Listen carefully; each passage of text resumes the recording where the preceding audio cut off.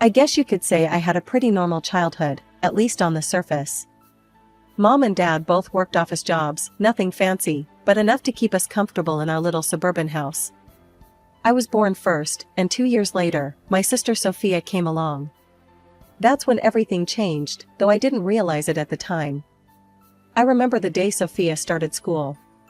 Mom was bustling around the kitchen, humming to herself as she packed Sophia's lunch. "Look, sweetie," she cooed, holding up a heart-shaped sandwich. "And I put a special note in there for you too." Sophia giggled, her pigtails bouncing as she admired her fancy lunch. I glanced down at my own lunchbox, filled with yesterday's leftovers, and felt a twinge in my stomach. "Mom," I said hesitantly, "can I have a heart sandwich too?" She barely looked at me. "Oh, Evelyn, don't be silly. You're too old for that now. Besides, we're out of bread."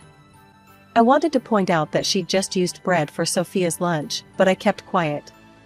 It wasn't worth the argument. That was just the beginning. As we grew older, the pattern became clearer.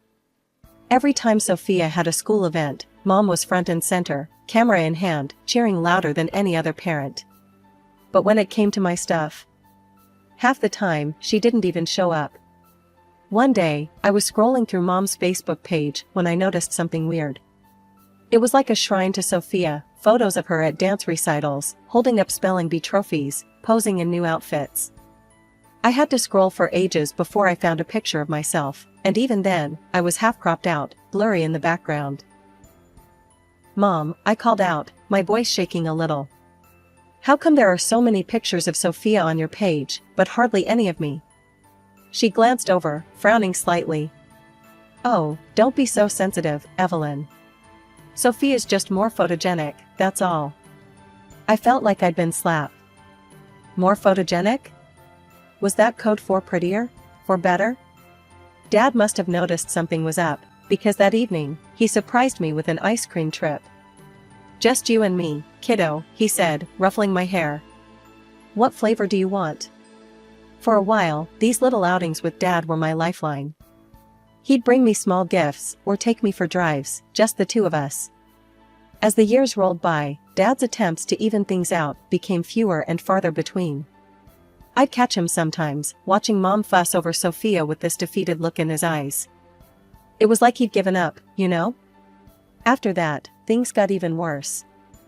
Mom's favoritism went into overdrive, and Dad, well, he just checked out.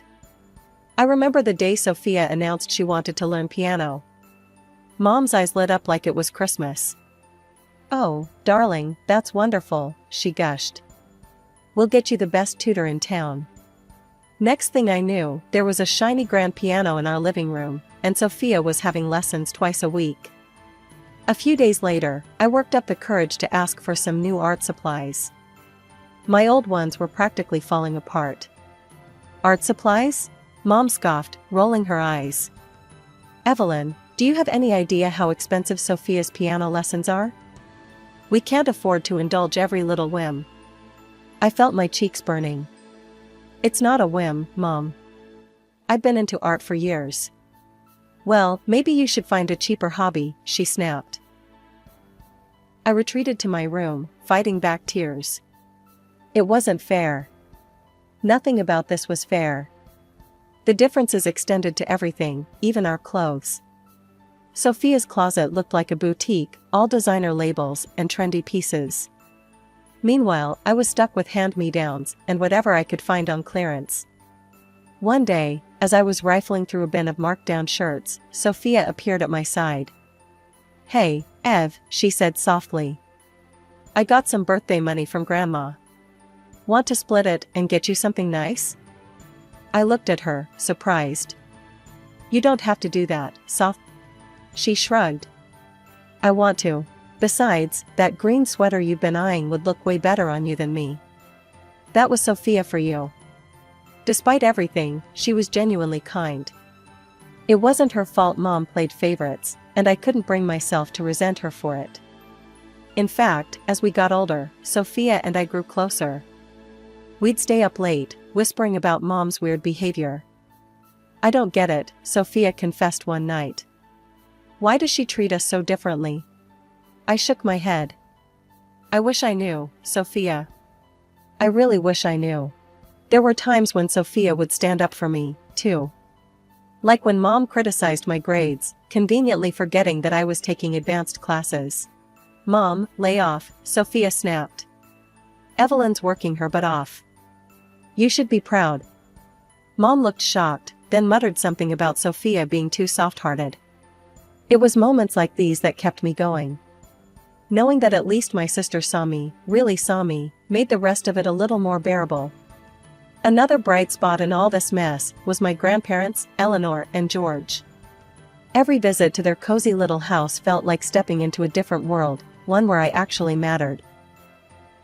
Their walls told a different story than Mom's Facebook page. Photos of Sophia and me hung side by side, our gap-toothed grins immortalized in matching frames. One afternoon, as I helped Grandma in the kitchen, I couldn't help but ask, "How come you have so many pictures of me, Grandma?" "Mom barely has any." Grandma's hand stilled on the dough she was kneading.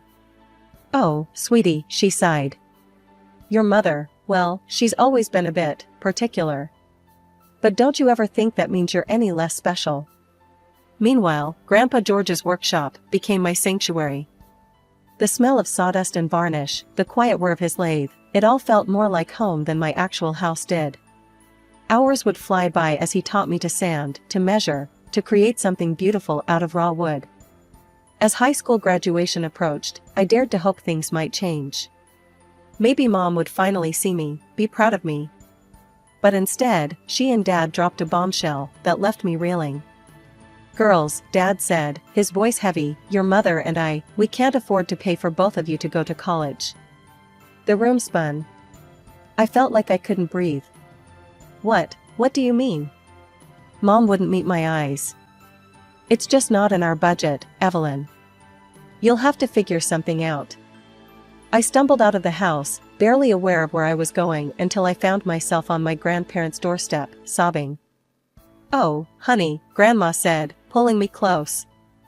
"What happened?" Through hiccuping breaths, I told them everything. When I finished, Grandpa and Grandma exchanged a look I couldn't quite read.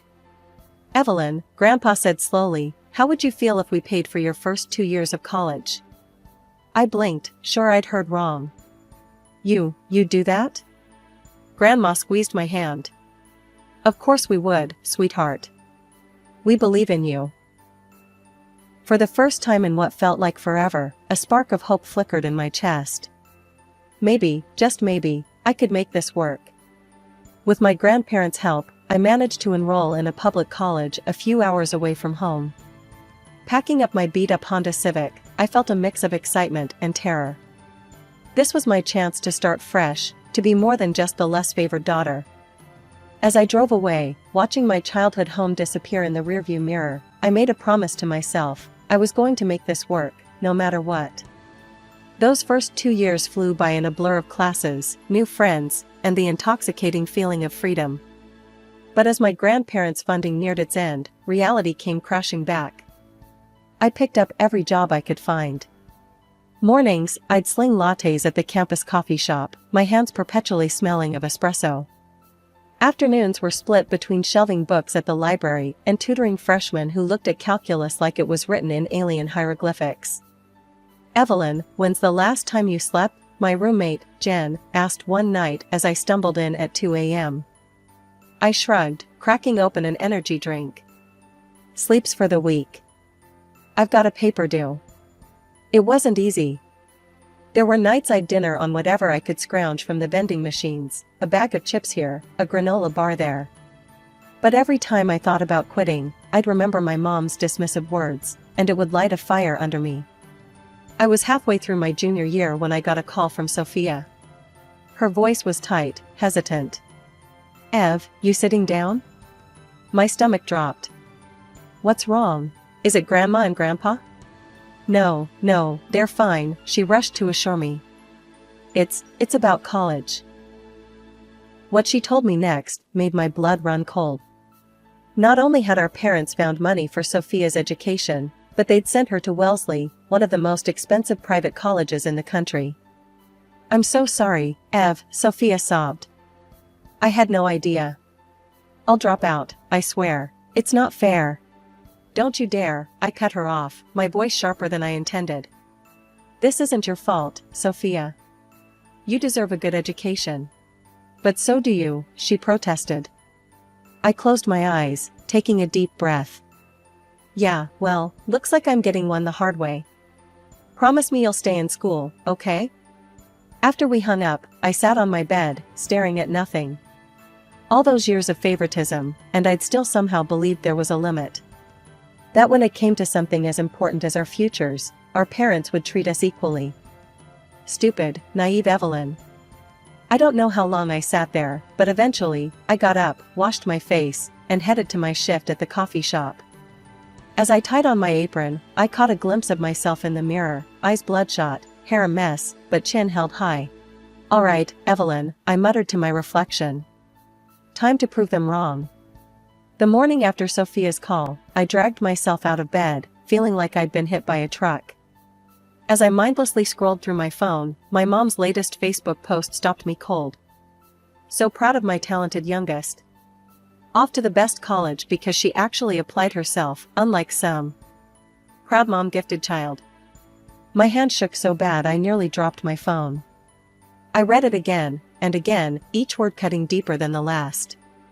The implication was crystal clear, Sophia deserved the best, because she was talented. And me? I was just, what? A disappointment? Before I knew what I was doing, I was dialing Mom's number, my breath coming in short, angry gasps. Hello? Her voice was annoyingly chirper. What the hell, Mom? I spat out. Your Facebook post? Really? There was a pause, then a sigh. Oh, Evelyn, don't tell me you're jealous of your sister's success. Jealous? I nearly screamed. You lied to me. You said you couldn't afford college for both of us. Well, she said, her tone dripping with condescension, talent needs to be nurtured, while mediocrity will cope on its own. The words hit me like a slap. Mediocrity? Is that what you think of me? Now, don't be dramatic, she huffed. If you'd shown any real promise. I cut her off, years of pent-up hurt and anger pouring out. Real promise? I busted my ass in school. I'm working 3 jobs to stay in college. How is that not showing promise? Oh please, she scoffed. Working as a barista isn't exactly setting the world on fire, is it? We went back and forth, voices rising, until I was shouting and she was coldly dismissive. Finally, I hung up, my whole body shaking. An hour later, my phone rang. It was Dad. Evelyn, he said, his voice stern. What's this I hear about you yelling at your mother? I felt a flicker of hope. Surely Dad would see reason. Dad, did you see Mom's post? Did she tell you what she said to me? But my hope was quickly crushed. Your mother is very upset. She's not feeling well because of your call. How could you be so ungrateful? Always causing problems. Ungrateful? I cut in, disbelief coloring my voice. Dad, you lied to us. You said you couldn't afford college for both of us, but you're sending Sophia to Wellesley. There was a pause, and for a moment, I thought maybe, just maybe, he was seeing my side. But then, your mother, she had some savings. For emergencies. I felt like I'd been punched in the gut. For emergencies? And my education wasn't an emergency? I hung up, then turned off my phone. Sinking to the floor, I hugged my knees to my chest, feeling more alone than I ever had in my life. Dad had always been my ally, the one who tried to make things a little more fair. But now? Now he was just another person who saw me as less than. Less talented, less worthy, less everything. Life went on, but the weight of my parents' betrayal hung heavy on my shoulders. I threw myself into work and study, barely allowing myself time to breathe, let alone think about my family drama. One night, exhausted from a double shift at the coffee shop, I collapsed onto my worn-out couch and mindlessly flipped through TV channels. That's when I stumbled upon this trashy show about family secrets and hidden parentage. Tonight on Family Secrets Exposed, the overly dramatic narrator intoned, We uncover the shocking truth behind one woman's lifelong struggle with maternal rejection. I snorted, about to change the channel, when the story caught my attention. This woman, let's call her Jane, had always felt like an outsider in her family.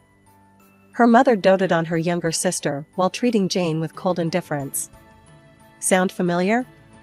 But then came the twist. Jane discovered she was adopted. Suddenly, everything made sense to her. Her mother's favoritism, her father's emotional distance. I sat up straight, my heart pounding. A wild, crazy thought wormed its way into my brain. What if? No, it couldn't be, could it? But the more I thought about it, the more it seemed to fit. Mom's blatant favoritism, Dad's gradual withdrawal, the constant feeling that I just didn't belong. Before I could talk myself out of it, I was Googling at-home DNA tests. My fingers shook as I placed the order, a mix of fear and anticipation coursing through me. When the kit arrived, I realized I had a problem. I needed samples from my parents, and there was no way they'd willingly participate. That's when I decided to loop in the one person I could trust, Sophia.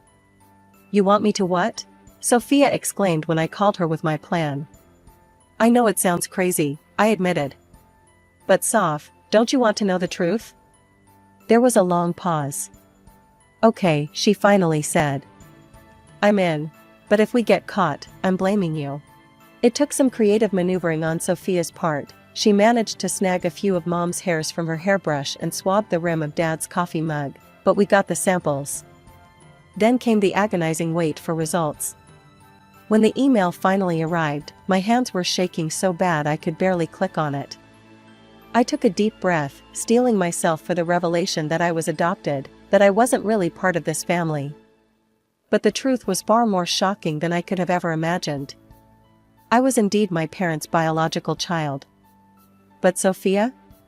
She only shared DNA with our mother. Not our father. My mind reeled. Sophia wasn't adopted, she was my half-sister.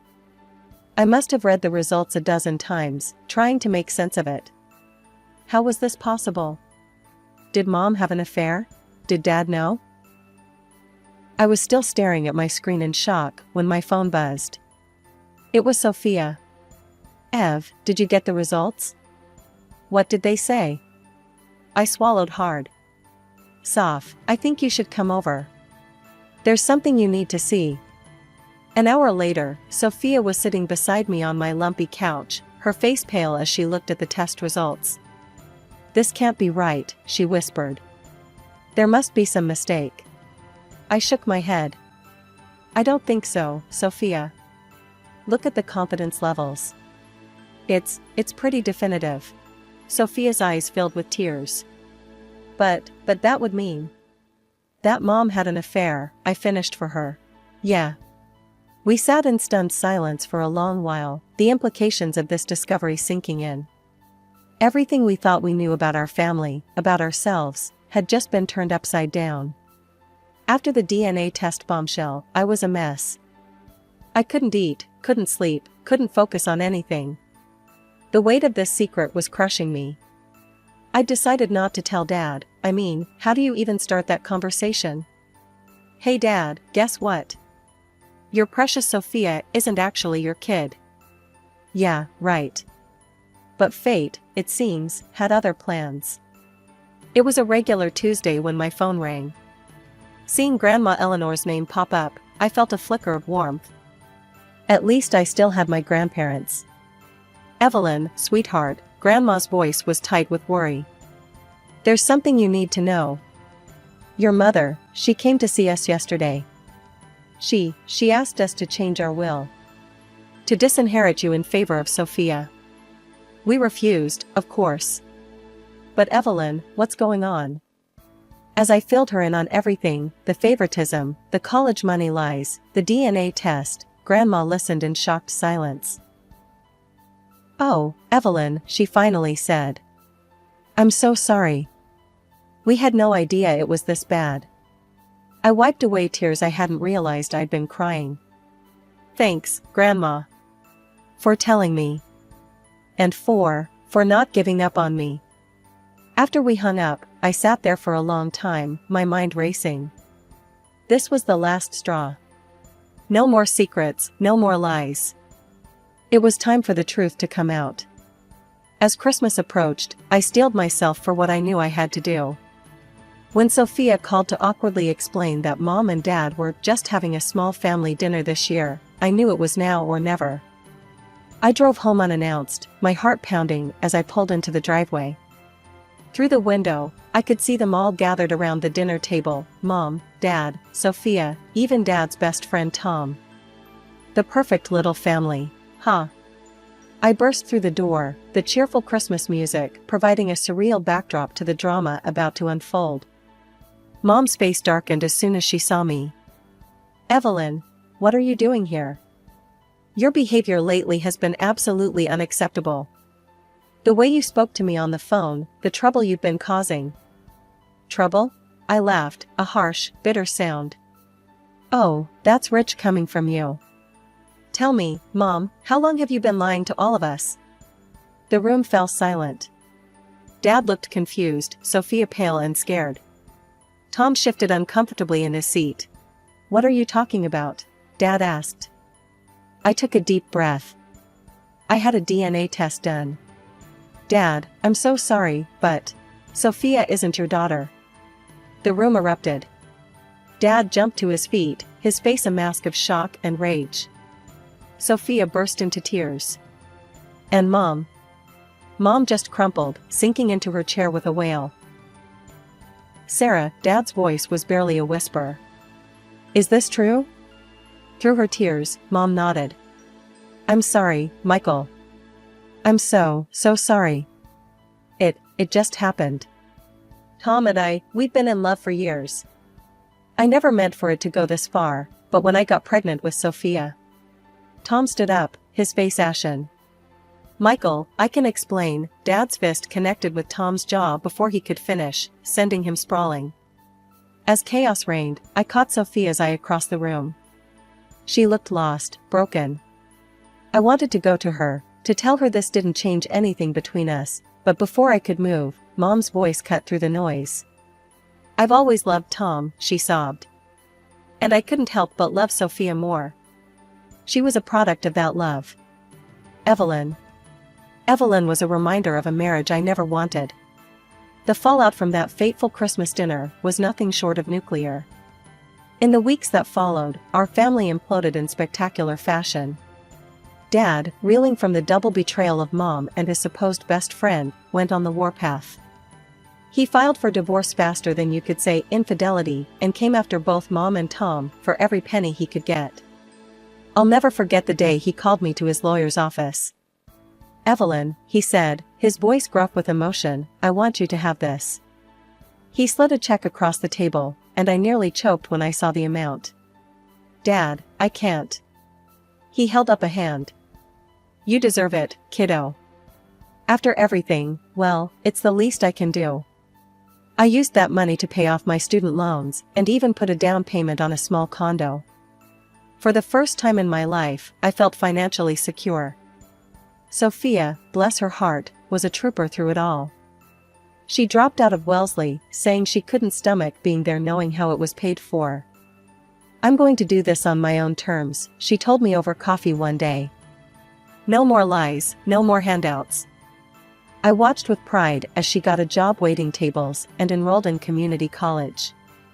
She was determined to forge her own path, and I admired her all the more for it. As for Mom, well, that's a wound that's still raw. Dad, the grandparents, and I cut ties completely. It wasn't easy, but after years of manipulation and lies, it felt necessary for our own mental health. Sophia still talks to her occasionally. "She's still our mom," she said to me once, her voice small. "Even if she's a pretty crappy one."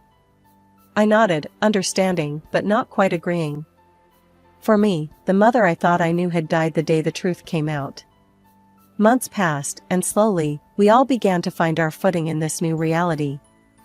Dad started dating again, tentatively. He and I grew closer than ever, bonding over our shared hurt and healing. Sophia and I? We became inseparable. All those years of mom's favoritism driving a wedge between us melted away. We were sisters, through and through, regardless of DNA. One evening, as Sophia and I sat on the balcony of my new condo, sharing a bottle of wine, I found myself reflecting on everything we'd been through. You know, I said, swirling the wine in my glass, a part of me almost wants to thank Mom. If she hadn't been so awful, we might never have uncovered the truth. And as painful as it's been, I don't know. I feel like I know who I am now, you know? Sophia nodded slowly. Yeah, I get that. It's like, the fog has lifted. So, what's next for Evelyn 2.0? I laughed. God, I don't know. Finish my degree, I guess. Maybe travel a bit. The world's wide open. And it was. For the first time in my life, I felt truly free. The weight of trying to earn Mom's love, of competing with Sophia, of never feeling good enough, it was all gone.